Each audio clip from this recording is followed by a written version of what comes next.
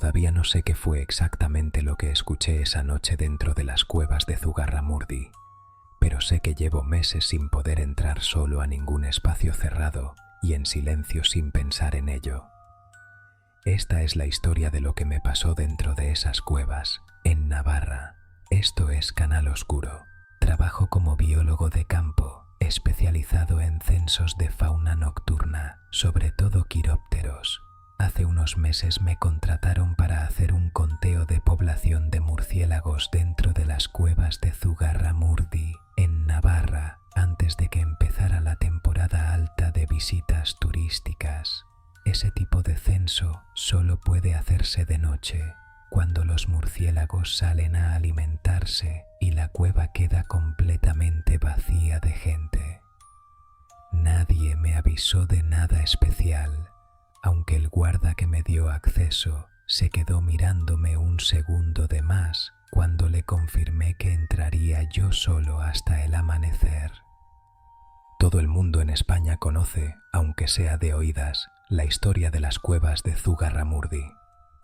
Allí se celebraban, según los testimonios recogidos por la Inquisición a principios del siglo XVII, los llamados aquelarres, reuniones nocturnas que terminaron en uno de los procesos por brujería más grandes de la historia de Europa, con decenas de acusados y varias personas quemadas en la hoguera en el auto de fe de Logroño de 1610.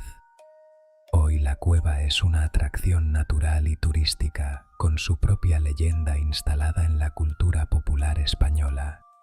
Yo conocía la historia como cualquier español la conoce, sin darle demasiado peso, hasta esa noche.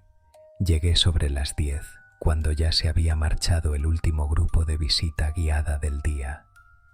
La entrada de la cueva, un arco natural enorme excavado en la roca por el río que corre por su interior, tenía un aspecto completamente distinto de noche, sin la iluminación turística encendida, solo con mi linterna frontal y el generador portátil para mi equipo de grabación de ultrasonidos. El guarda me acompañó hasta la entrada, me explicó dónde estaban las zonas de anidación conocidas y se despidió diciendo que estaría en la caseta de control si necesitaba algo. Antes de irse, añadió, casi de pasada, que el eco del agua a veces hacía cosas raras con el oído a esas horas y que no le diera importancia a lo que pudiera escuchar. No le pregunté qué quería decir exactamente. A partir de ahí, la cueva entera fue solo mía durante casi 5 horas. Empecé por la sala principal, la más amplia, donde coloqué el primer detector de ultrasonidos para registrar la actividad de los murciélagos según iban saliendo a cazar. Me senté en una roca plana, con el equipo grabando, y esperé en silencio absoluto, tal y como exige este tipo de censo para no espantar a la colonia.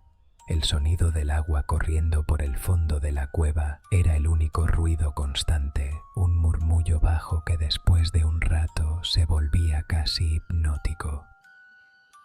Aproveché la espera para repasar el mapa de la cueva que me habían entregado, fijándome en las anotaciones a mano que marcaban los puntos donde, según el propio folleto turístico, se situaban tradicionalmente los relatos del aquelarre.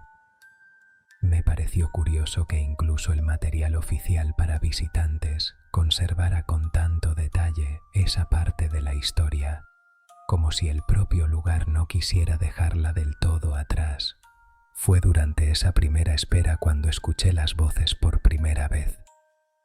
Eran voces bajas, varias a la vez, como un grupo de gente murmurando algo que no llegaba a entenderse, viniendo de una de las galerías laterales que se adentraban más profundamente en la roca.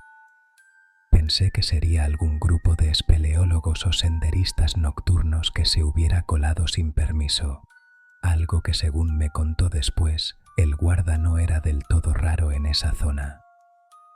Me acerqué con la linterna hacia la galería, pisando con cuidado sobre las piedras húmedas y resbaladizas del suelo.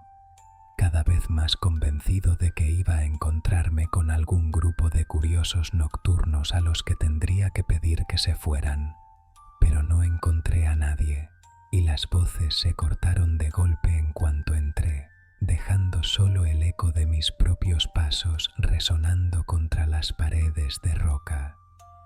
Continué con el censo, moviéndome hacia la segunda sala más estrecha, donde según el mapa que me habían dado se concentraba la mayor parte de la colonia.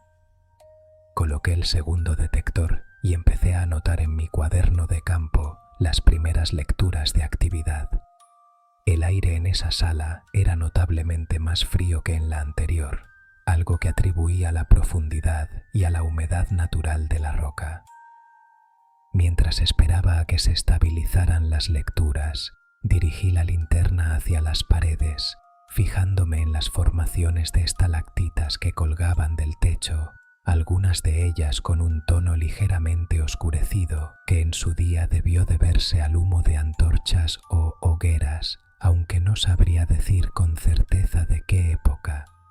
Volví a escuchar las voces, esta vez más cerca, y entre el murmullo indistinguible me pareció distinguir con toda claridad una única palabra repetida varias veces seguidas. No voy a repetir aquí qué palabra era. Me quedé completamente inmóvil, con el corazón acelerado, escuchando cómo el murmullo se sostenía durante lo que me parecieron varios minutos antes de apagarse poco a poco, como si el grupo entero se hubiera alejado hacia el interior de la cueva. Cuando finalmente me armé de valor para seguir con el censo, la sala estaba en completo silencio, aunque el eco de las voces parecía seguir vibrando levemente contra la roca húmeda. Revisé el detector de ultrasonidos, pensando que quizás había registrado algo que explicara lo ocurrido, alguna interferencia del equipo. Las lecturas mostraban actividad de murciélagos completamente normal, sin ninguna anomalía, sin ningún pico extraño de frecuencia que pudiera justificar lo que acababa de escuchar con mis propios oídos. Anoté la hora exacta en mi cuaderno, casi por costumbre profesional, como si documentar el momento con precisión pudiera darle algún tipo de explicación racional que en ese instante no encontraba por ningún lado.